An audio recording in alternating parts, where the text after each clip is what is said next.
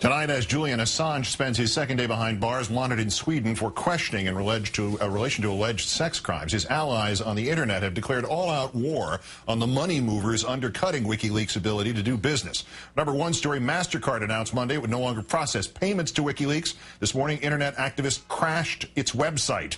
This afternoon, Visa.com crashed. Tonight, Twitter might be next. It suspended an Operation Payback account. The group calling itself Anonymous has been waging Operation Payback for a few months now. The group says it is dedicated to a, quote, anonymous, decentralized movement that fights against censorship and copy wrong. That would be a pun on copyright. In October, Anonymous released the following V for Vendetta tinged video. We are legion and divided by zero. We do not forgive internet censorship, and we do not forget free speech. We are over 9,000. Expect us. Anonymous tweeting today, quote, there are some things WikiLeaks can't do. For everything else, there's Operation Payback. MasterCard says its customers' transactions were not affected. This afternoon on Twitter, Anonymous turned its guns on Visa. We are attacking www.visa.com in an hour. Get your weapons ready. An hour later, fire, fire, fire weapons. Both MasterCard and Visa's websites back up.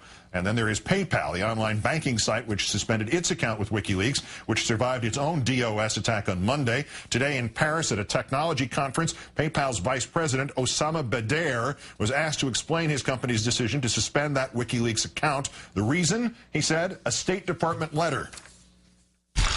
What happened here is on November 27th, the State Department, the U.S. government, basically wrote a letter saying that the WikiLeaks activity were deemed illegal in the United States. And as a result, our policy group had to make the decision of suspending the account.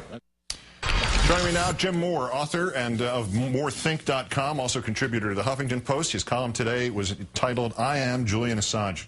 Good evening, Jim. Hi, Keith. The State Department alleges what WikiLeaks did blatantly illegal, and then companies like PayPal pull the plug on WikiLeaks accounts. How many things are wrong with that, in your opinion?